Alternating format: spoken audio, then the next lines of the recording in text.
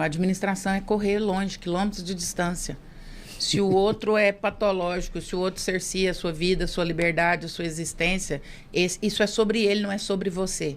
Aí ele é que precisa se tratar, mas de preferência bem longe de você. Você vai ficar suportando uma situação até o outro melhorar? Você não é UTI? Coloca a pessoa na UTI, esperar melhorar para você voltar para sua vida, para você permanecer. Não, manda embora. Deixa a pessoa se resolver para lá. E se ela resolver de alguma forma e voltar de forma mais saudável, você aceita ou não. Mas ficar sustentando relação, não. Ah, fulano vai melhorar. Você não é reformatório de ser humano. Isso é uma fantasia. A gente tem uma mania de fantasiar que o outro vai melhorar. Ah, o outro fica comigo. Mulher, especialmente, faz isso muito. Ah, o cara não presta. Não, mas comigo vai ser diferente. Sério? O que você tem de melhor que todas que passou pela vida dele? Você tem certeza que ele traiu todas a vida inteira, que você vai ser diferente?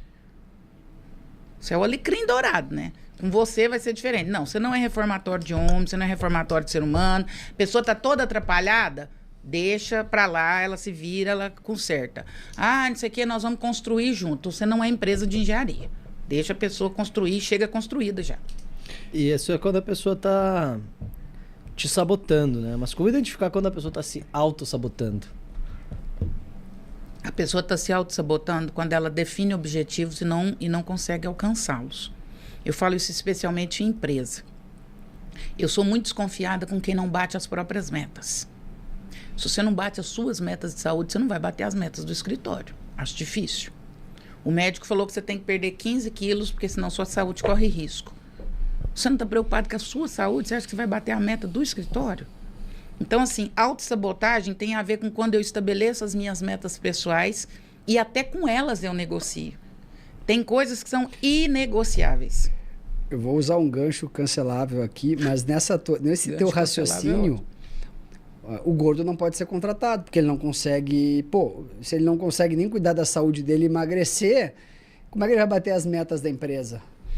A liberdade não está em métodos específicos, a liberdade está em tomada de consciência. Ontem eu falava isso numa live sobre a fênix. Existe toda uma mitologia grega que fala sobre a fênix.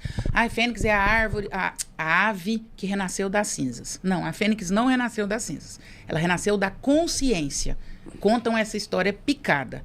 A fênix era uma ave que ela enxergou o futuro e ela se perguntou, para que eu chegue naquele futuro alcançado, com esse corpo, com essas asas, com essas penas, eu vou chegar? E ela entendeu que não chegaria. Ela faz uma fogueira com ervas aromáticas, põe fogo e ela se deita sobre o fogo para que ela queime aquela estrutura e tenha uma estrutura nova e alcance o futuro desejado. A fênix não renasce das cinzas, a fênix renasce da consciência. Ela toma consciência do estado atual, do estado futuro e se pergunta, o que eu tenho hoje me leva para os próximos anos? O obeso, ele não é um caso perdido. O obeso, ele precisa tomar consciência. O que vai libertar a pessoa com obesidade não são as canetas. Semana passada eu estava num evento sobre obesidade e saúde mental. Não são as canetas, isso tudo são meios.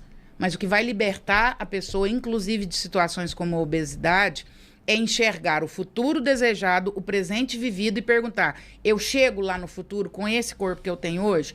Como que eu perdi 14 quilos? Quando a minha irmã falece, eu faço toda uma revisão da minha vida e dos próximos anos que eu quero para mim. Então, eu enxergo um futuro desejado.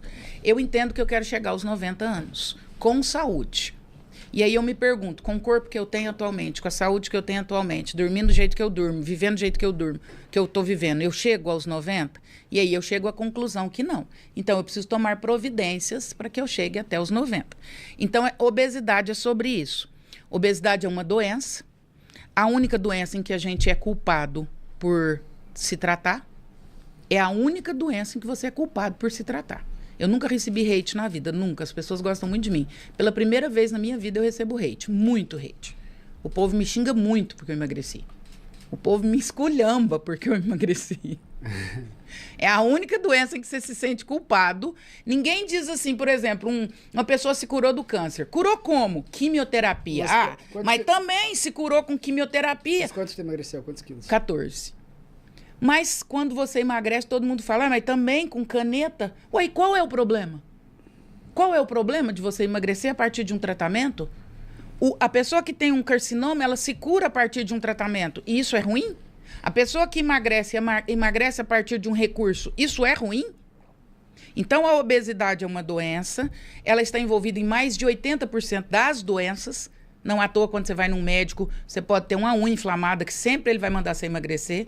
Você está fumante, ele manda você emagrecer. Você está sem dormir, ele manda você emagrecer. Você está com dor de cabeça. Tudo que você vai no médico, às vezes manda você emagrecer.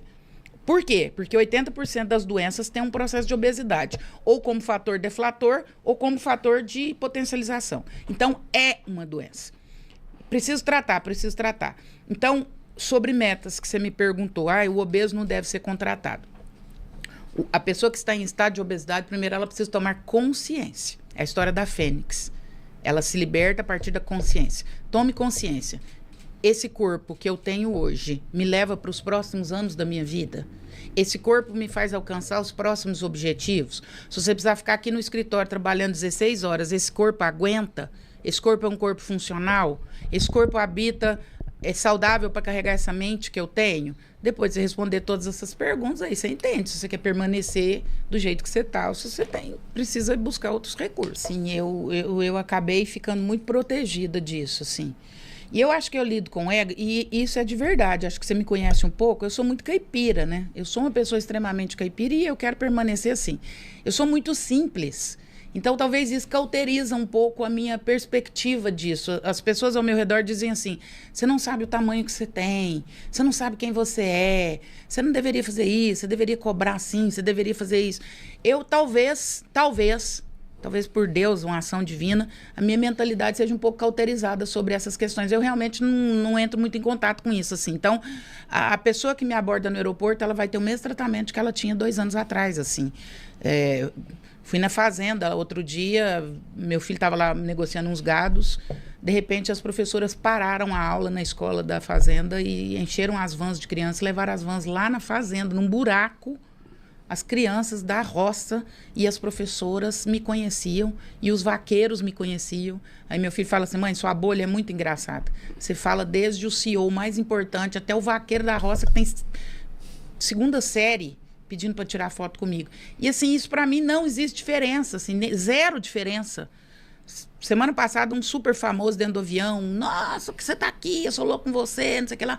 Ele e o vaqueiro da roça, para mim, são as mesmas pessoas. Não há diferença. E até conversando isso com o Cariani, eu achei muito engraçado, porque eu gosto muito da leitura das pessoas a meu respeito, porque elas me esclarecem, porque talvez eu não tenha muito essa noção. Ele falou assim, a sua participação no evento foi muito boa, você viu o tanto que foi boa? Foi fantástica, a sua fala é muito boa, foi a melhor fala. E você sabe por quê? Eu falei, não sei por quê. Você poderia me falar por quê? Ele falou, porque você é muito simples e você não tem medo de se expor. Você traz um conteúdo muito técnico, mas com muito envolvimento pessoal, e acho que essa é a sua diferença. Talvez seja aí que eu lido com o ego. Talvez a minha forma de lidar com o ego seja não perdendo essa simplicidade, assim. Eu não consigo enxergar a diferença entre as pessoas. Eu não sei se em algum momento eu vou conseguir enxergar essa diferença. Eu acho que isso ajuda a gente a lidar com o ego, assim.